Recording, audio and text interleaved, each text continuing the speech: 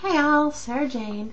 I had promised myself that I would not make a video until Friday when I would be 1 week away from surgery, but I am now 6 days out on my pre-op diet. I am starving. It's okay, dinner's coming real soon.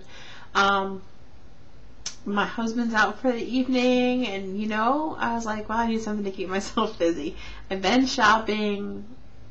Time to make a YouTube video. After this, I will have a fun chicken breast and hang out with some of my favorite ladies. Just released today. I'm so excited. First thing I just wanted to mention, because I had a heck of a time trying to find liquid or dissolvable pain medication. I know that there was all kinds of dissolve tabs a while ago, and I couldn't find any. But today, after searching in 3 stores, I found one. I found Tylenol Extra Rapid Burst. I don't really know what that's about. But it's out there. So anyone in America who was having trouble finding stuff, found this at Walmart. It wasn't a Stop and Shop. It wasn't at CVS. It was at Walmart. I decided to make a video about things that I will be eating after surgery, kind of suggestions, because I got a million questions in the last 2 days on lapbandtalk.com when I mentioned that I had stuff prepared already. They were like, well, what do you have? We want to know. So just some suggestions for people who are looking for ideas. For one thing, I have EAS Dutch chocolate protein shakes, and they taste really proteiny. I mean, not horrible. They're drinkable, but they're not yummy.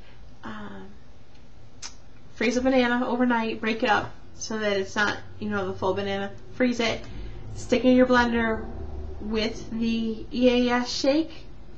Completely changes it. And it gives you potassium, which is, good. It takes away all of the protein aftertaste. It makes a huge difference. And then you don't have to use ice cubes because the banana is frozen. My doctor says that you can have egg drop soup in the liquid stage. And I thought, wow, great. Egg drop soup, it'll be a little something in my belly. Let me try it. And I don't like egg drop soup. It's not the eggs that bother me. It's not the broth that comes in. It's like it's got cornstarch in it. At least around here it does. It's kind of thick, and I couldn't eat it. So what I do is I boil some water, usually about a cup, put in a packet of chicken bouillon, and then I take a half a cup of egg beaters and just slowly pour it in while I'm stirring it with like a fork or something. You get the eggs the same consistency of egg drop soup. You don't have the thick liquid. 65 calories, 12 grams of protein. You might not be able to get all that in at one time. It's likely you won't be able to get all that in at one time. But there's nothing to it, so it can, be microwaved. And personally, that was the solution that worked for me. I mentioned my mushicles in a previous video. People have asked me what I have frozen because they're looking for ideas, and I have spent the last 4 or 5 months on all kinds of communities trying to get ideas. So the ideas that I chose were, I made my favorite chili and put it in my food processor and blended it till it was really pureed, and then froze it. I've tried it. It tastes pretty much just like my regular chili. It's just not thick, but I figured that was sort of something that I could take comfort in. I enjoy my chili, so I could still have it. I made an Asian tofu shrimp soup. I don't eat tofu. For those of you who are like, ew, tofu. I don't eat tofu. But I made this soup that was basically, it's an oriental stock, but basically chicken broth with a little bit of ginger and some soy sauce. And then I boiled the shrimp and the tofu in there. The tofu then picks up the flavor of the broth. So all it really tastes like is broth. And then I pureed that. So when I eat it, it is like a shrimp soy sauce kind of soup, creamy. The tofu completely pureed out. It's just creamy now. And then the tofu is protein. So you don't taste it. It just makes your soup creamy.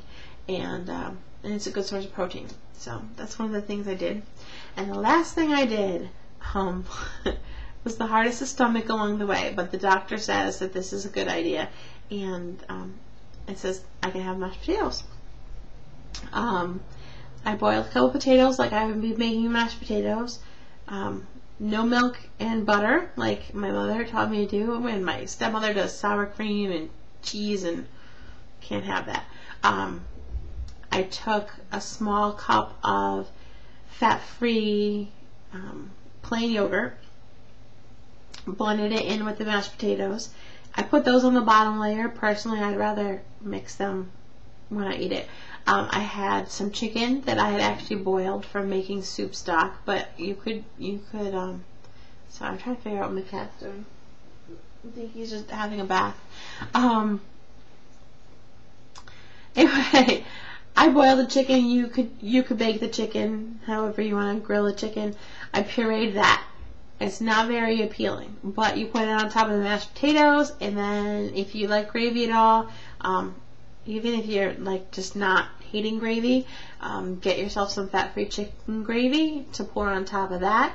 I just use like a tablespoon. It will make everything moister, and they say that when you're on mushies, you sometimes need things to be moist to get them down. So I made that. I made my little chicken dinners, and it will end up pretty much being, mashed potatoes with some gravy, and the meat will happen to be there. So so those are my suggestions. They're not magical or special in any way, but I know that some people get kind of stuck and like, oh, I'm going to have to eat mushies, I'm going to have to eat baby food. You don't have to eat baby food. A lot of the stuff that you eat normally, you can blend up and still eat.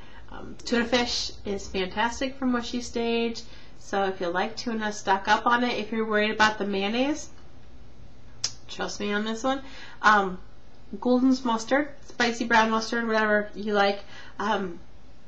It still, does what the mayonnaise does by making it more stick together, and I don't really know what the mayonnaise does, but we all know when you add mayonnaise, something changes about your tuna fish. But it also makes your tuna spicy, and you don't have to worry about the fat. So just a suggestion from me to you. So that's it. I don't have anything brilliant to share, but I thought that maybe I could help somebody out there who was trying to figure out what to eat after surgery. And I'm going to try now. I'm going to try. It's Tuesday.